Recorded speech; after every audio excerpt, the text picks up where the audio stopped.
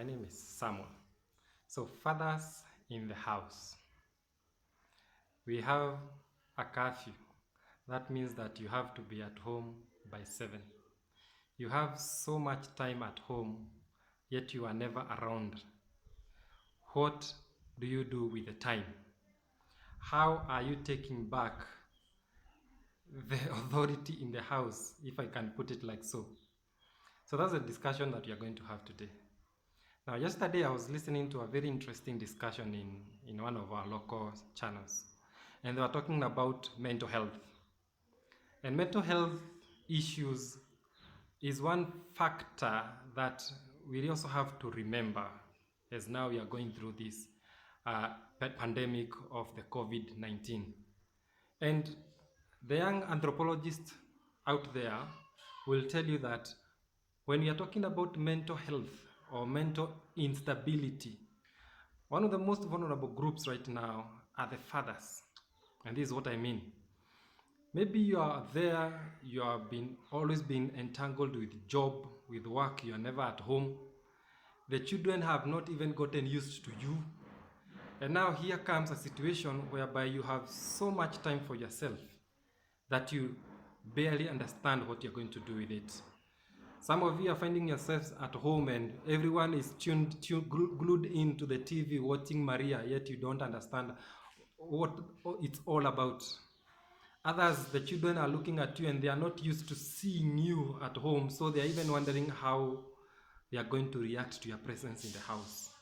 Your wife is not used to seeing you hanging around with the remote the whole day, and it can be traumatizing for men. So I want to share about 3 ways in which you can beat this as a man, as a young anthropologist, as a cultural studies student.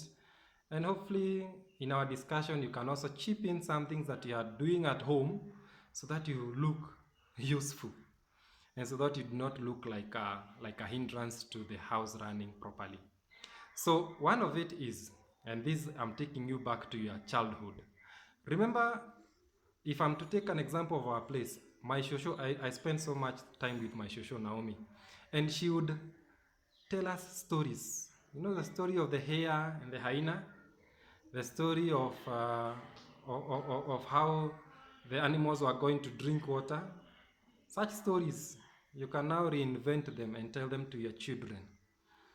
I remember the other day I told my boys that's one of the stories there, and they were so fascinated about it. I think in this age of technology, they have not had such a story. And it worked because it improved our bonding. Again, as a man, and even from the Christian perspective or religious, the man is given the mantle of being the head of the house, the priest of the house. So take that chin up. Ensure that by the time maybe you're going to sleep, you are the one to lead in prayers. Don't leave that to your wife. That is not her duty. That is your duty, because God gave you that duty and gave you the powers. So you can imagine how powerful your prayers are for the family.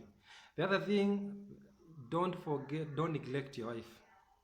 When you are looking after your boys or your children, your boys and girls, remember that even your wife is very vital to look at. And one way you can do that is you can find a movie that you can at least watch together. Maybe after the children have gone to sleep, don't be in a hurry to leave her washing utensils. Other than making her maybe breakfast in the morning, you can even find a movie, a romantic movie that you can watch and make quality use of the time that you'll be accorded to, because who knows the next time you get such an opportunity to spend that much time with the family. So those are the few ways I'm thinking that as a man I'm supposed to now embrace at this time, so that at least I'm also kept in a schedule, in a roster, so that even mentally my hand will be more focused and looking up to do something the next day. So thank you for your time. I hope you continue keeping safe. Don't mind my beard, don't mind my hair. We are having a challenge and I cannot abandon it, no matter how bushy I look like. So God bless you, God bless Kenya, keep safe, take care of your family. Remember, they'll never get another you. It's only you who can take care of them the best way possible. God bless you. Cheers.